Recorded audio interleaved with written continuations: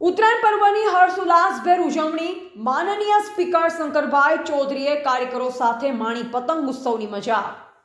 ગુજરાતીઓના લોકપ્રિય પર્વ ઉત્તરાયણનો સમગ્ર રાજ્યમાં ધામધૂમથી ઉજવણી કરવામાં આવી રહી છે। તેવામાં ગુજરાત વિધાનસભાના માનનીય અધ્યક્ષ સ્પીકર શ્રી શંકરભાઈ ચૌધરીએ પોતાના મત વિસ્તાર થરાદ ખાતે પ્રજાજનો અને કાર્યકરો સાથે ઉત્તરાયણ પર્વની હર્ષોલ્લાસભેર ઉજવણી કરી।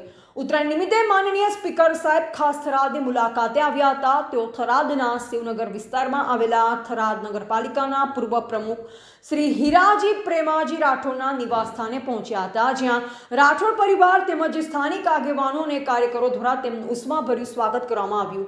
આ પ્રસંગે માનનીય સ્પીકર શ્રી શંકરભાઈ ચૌધરીએ સ્થાનિક નાગરિકો અને કાર્યકરો સાથે મળી પતંગ ચગાવી ઉત્તરાયણ પર્વનો આનંદ માણ્યો। તેમણે ઉપસ્થિત જન સમુદાયને ઉત્તરાયણની હાર્દિક શુભકામના પાઠવતા જણાવ્યું હતું કે તહેવારો આપણા સમાજમાં પરસ્પર પ્રેમ, એકતા અને સૌહાર્દનું પ્રતીક છે। સાથે જ તેમણે ઉત્તરાયણ દરમિયાન પક્ષીઓની સુરક્ષાનું ખાસ ધ્યાન રાખવા અપીલ કરી અને માનવતા તથા પ્રકૃતિ પ્રત્યે સંવેદનશીલતા રાખવાનો સંદેશ આપ્યો। આ કાર્યક્રમ દરમિયાન સ્થાનિક રાજકીય આગેવાનો સમગ્ર રાજ્યના પ્રજાજનોને મકર સંક્રાંતિની ખૂબ ખૂબ શુભકામનાઓ પાઠવું છું। ઉત્તરાયણનો પર્વ એટલે અંધકારમાંથી પ્રકાશ તરફની દિશા। આજના દિવસથી સૂર્યનારાયણ ભગવાન મકર રાશિમાં પ્રવેશ કરશે, ઉત્તરાયણ તરફ પ્રયાણ થશે અને નવી પૃથ્વી ઉપર એક નવી ઉર્જા તેની શરૂઆત થાય છે। ઉત્તરાયણનો પર્વ એટલે અહીંયા આપણે ત્યાં દાન પુણ્ય માટેનું પર્વ છે। ગૌ માતાને ગોળ ખવડાવે, ઘાસ આપે, પંખીઓને દાણા નાખે અને લોકો સૂર્યનારાયણની ઉપાસના કરવા માટે ધાબા ઉપર અને જ્યાં સૂર્યનારાયણ હોય ત્યાં આગળ જઈને સૂર્યનારાયણની સમીપ જઈને પતંગ ચગાવવાનું કામ એ પણ આપણે તે બહુ જૂની પરંપરા છે।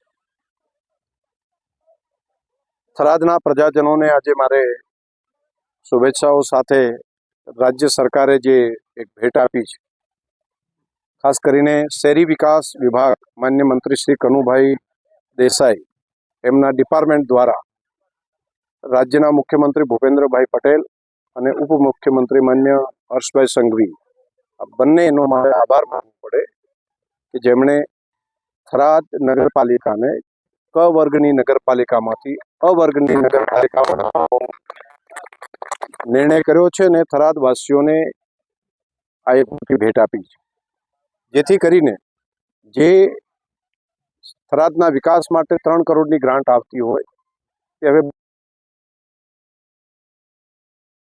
લગભગ જોઈને દર વર્ષે 25 કરોડ કરતાં વધારાના નાણાં એક જ વર્ષની અંદર વધારાના જે પહેલાં આવતા હતા એના કરતાં આવશે, જેથી વિકાસનું કામ ખૂબ તેજ ગતિથી થશે। એ સિવાય જે મેકમ પણ સાઇટનું હતું 50 આજુબાજુનું એ 165 જેટલું થશે, એટલે લોકોની સુખાકારી માટે પણ સરકારી તંત્ર આટલા મોટા પ્રમાણમાં કામ કરશે। તો આવનારા સમયમાં જિલ્લા કક્ષાનું નગરપાલિકા એ આપણી થરાદ બને અને અહીંયા આગળ લોકોની સુખાકારી વધે તે માટેનું ઐતિહાસિક નિર્ણય આજે રાજ્ય સરકારે કર્યો છે અને થરાદના પ્રજાજનોને ઉત્તરાયણની ખૂબ મોટી ભેટ આપી છે।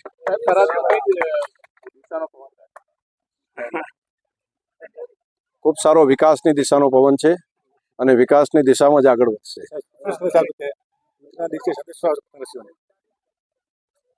પતંગ ચગાવો,